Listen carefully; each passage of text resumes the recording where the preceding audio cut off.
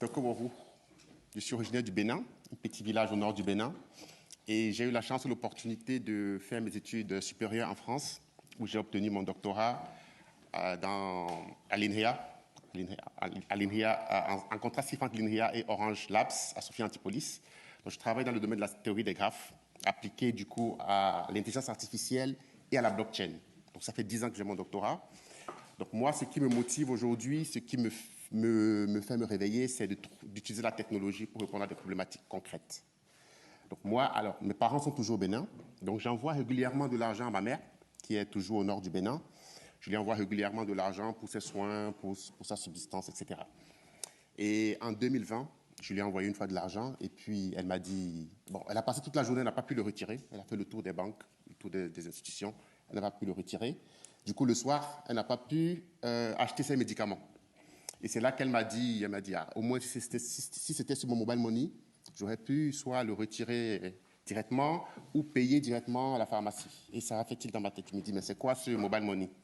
Du coup, je me suis intéressé à ce secteur, le mobile money, qui en fait est une solution financière développée par les principaux opérateurs télécoms en Afrique. Il faut savoir qu'en Afrique, il y a moins de 19% de personnes qui possèdent un compte bancaire ou une carte bancaire. Par contre, il y a 63% de la population qui possède un wallet mobile money. Concrètement, c'est quoi? C'est un wallet adossé à un numéro de téléphone pour lequel on peut faire des opérations simples, dépôt, retrait, transfert, paiement via des SMS banking. Donc, c'est des USSD. Donc, pas besoin de connexion Internet. Donc, on se retrouve, du coup, dans la plupart des villes africaines avec des kiosques comme ça qui sont dispersés un peu partout, qui permettent, au fait, à toute la population de pouvoir faire les opérations bancaires classiques sans pour autant avoir un compte bancaire. Donc, c'est un modèle qui s'est développé en Afrique énormément et qui se voit, par contre, isolé du système bancaire classique. Parce que le mobile money se développe, mais derrière, il est difficile aujourd'hui. Donc, la problématique que nous avons identifiée, c'est la connectivité entre déjà les opérateurs mobile money entre eux et la connectivité entre le système mobile money et les systèmes bancaires classiques. Ce qui fait que pour envoyer de l'argent, par exemple, moi, depuis ma carte bancaire vers le mobile money, ça peut être compliqué. Pour envoyer de l'argent entre les opérateurs mobile money, ça peut être compliqué. Et aussi, voilà, pour faire de la collecte de fonds, etc. Donc, c'est là que nous, on a identifié la problématique qui est, en réalité, de pouvoir connecter le mobile money entre elles et avec des solutions classiques en utilisant la technologie. Donc, nous avons créé, du coup, une technologie qu'on appelle Gobi. Voilà, Gobi, en fait, c'est en référence à ma mère, parce que dans ma langue maternelle, Gobi, ça veut dire de l'argent. Et comme ma maman elle me demandait tout le temps de l'argent, donc on l'a appelé Gobi.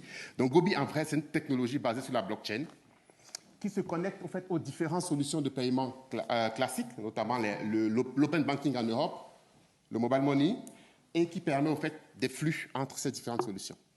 Vous laissez 20 secondes pour conclure. D'accord, voilà. Donc aujourd'hui, Gobi, c'est une technologie qui est en cours de brevetisation et qui a aujourd'hui une première application dans l'ancienne application qu'on appelle Gobi App, qui est une application B2C qui permet un ensemble de transactions. Et on est en discussion avec le B2B, notamment une grande banque dans la place qui veut utiliser la technologie pour pouvoir envoyer de l'argent en Afrique. Et aussi avec des associations. Donc voilà, aujourd'hui, je suis là pour présenter ce projet qu'on a lancé officiellement en août dernier. Merci.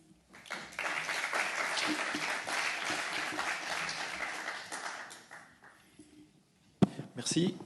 Comme il y a un effet volume, puisque vous adressez finalement un nombre très important de clients potentiels, comment vous pensez justement réussir la promotion, la communication et le fait d'obtenir finalement de plus en plus de clients?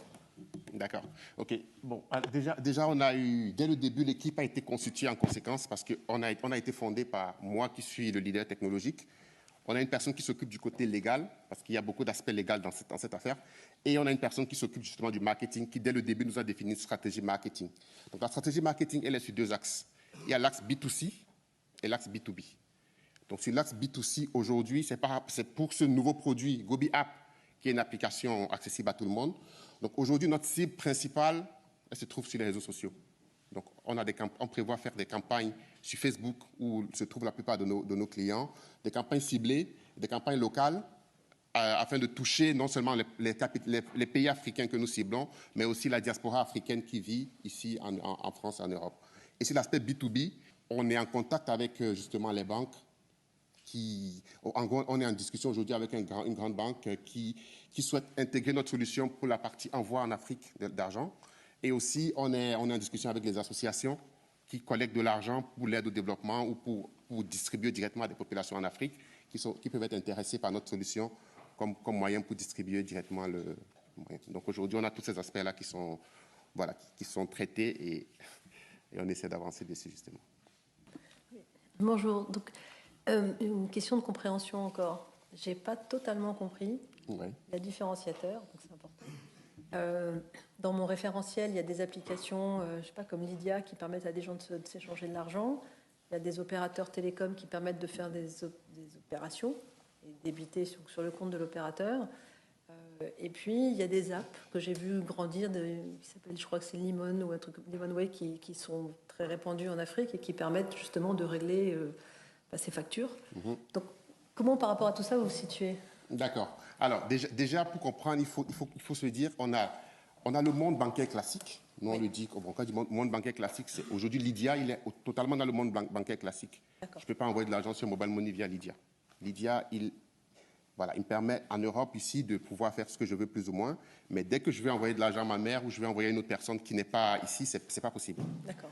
On a le monde Mobile Money en Afrique, principalement, qui se développe, qui est avec des croissances énormes, où derrière, on va dire, les opérateurs locaux développent des wallets et c'est utilisé en local. Donc, si on va par exemple en Côte d'Ivoire, on a 63% de la population qui a un compte Mobile Money chez Orange Côte d'Ivoire ou chez MTN Côte d'Ivoire, donc chez les principaux opérateurs. Ils n'ont plus de compte bancaire. Donc, eux, en local, ils l'utilisent aujourd'hui. On a des applications locales qui leur permettent de payer, d'utiliser, etc. Maintenant, le problème vient dans l'interconnexion. Donc, nous, on se positionne, au fait, dans l'interconnexion. Pour sortir du local.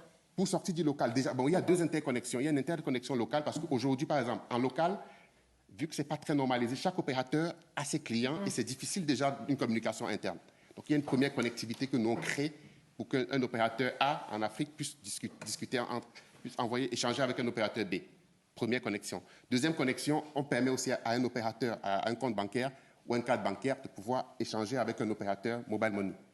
Donc, nous, en gros, on ne vient pas se positionner en concurrence de la plupart de ces applications, mais on vient interconnecter pour créer plus d'usages et permettre justement, parce que c'est un marché à plein potentiel, de créer encore, d'augmenter le volume du marché. Donc voilà, nous, on se positionne un peu comme ça, en utilisant la technologie. Juste pour rebondir là-dessus, du coup, si je comprends bien, ce qui manque, c'est une couche d'infrastructure pour lier les deux réseaux entre eux. Pourquoi est-ce que vous avez besoin d'avoir un segment B2C? Pourquoi est-ce que l'utilisateur final a besoin d'être au courant de cette couche d'infrastructure? D'accord. Bon, il faut une couche d'infrastructure, il faut la technologie. Donc, on va sur la blockchain, parce qu'en gros, on utilise la blockchain comme tiers de confiance, parce que derrière, on connecte des personnes, derrière, voilà, on utilise la blockchain pour rassurer l'opérateur B, voilà, pour qu'il puisse faire l'opération. Alors, à vrai dire, lorsqu'on a commencé la problématique, on était purement B2C. Parce que c'est le problème. Moi, je voulais régler un problème que j'ai rencontré. Donc voilà, j'ai besoin d'une application où quand j'envoie de l'argent, ma mère le reçoit sur son Mobile Money depuis soit en virement bancaire, soit en carte bancaire, soit en PayPal. Voilà, j'ai pas besoin d'intermédiaire. Donc la première application que nous avons, elle est B2C justement, et pour cela on a une stratégie mass market. Mais dès qu'on l'a lancé, dès qu'on a présenté la solution, on a présenté notre technologie, on a eu de l'engouement du B2B. C'était pas notre cible initiale. Mais on a eu de l'engouement du B2B, on a eu de l'engouement vraiment des associations. On s'est rendu compte qu'il y a beaucoup d'associations basées en France qui financent des actions dans des orphelinats en Afrique, mais qui souhaitent qui passent par des intermédiaires. Donc, qui souhaitent que la distribution se fasse peut-être dans une liste de personnes qu'ils auraient identifiées via leur compte Mobile Money. Donc, c'est eux qui sont rapprochés de nous dans ce sens-là. Et on a commencé à imaginer ce volet B2B. Sur la technologie en elle-même, elle est la même. Elle connecte, elle fonctionne. Maintenant, nous, on peut la vendre en B2C, on peut la vendre en B2B en fonction de l'intérêt des acteurs B2B. Merci beaucoup. Merci.